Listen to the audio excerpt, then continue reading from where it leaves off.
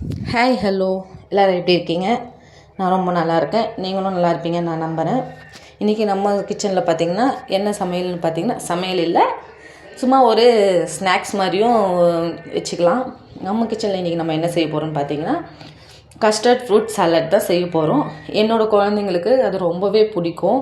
So அதனால் நான் அடிக்கடிக்க செஞ்சு கொடுக்குற ஒரு டிஷ் தான் அது. நான் உங்கள் கூட ஷேர் பண்ணியிருக்கேன்.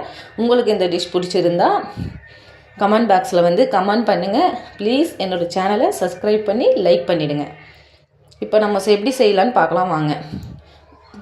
ஒரு ஸ்டவ் ஆன் பண்ணி ஸ்டவ்வில் ஒரு பாத்திரத்தை வச்சு பால் தண்ணி ஊற்றி நல்லா கொதி வந்ததுக்கப்புறம் நம்ம கஸ்டர்ட் பவுடரை தண்ணியில் மிக்ஸ் பண்ணி அதில் ஊற்றி நல்லா மிக்ஸ் பண்ணி விடுங்க. மிக்ஸ் பண்ணதுக்கப்புறம் நம்ம அரிஞ்சு வச்ச ஆப்பிள், மாதுளப்பழம், அதுக்கப்புறம் பார்த்திங்கன்னா நட்ஸில் பார்த்திங்கன்னா பாதாம் எடுத்துக்கோங்க.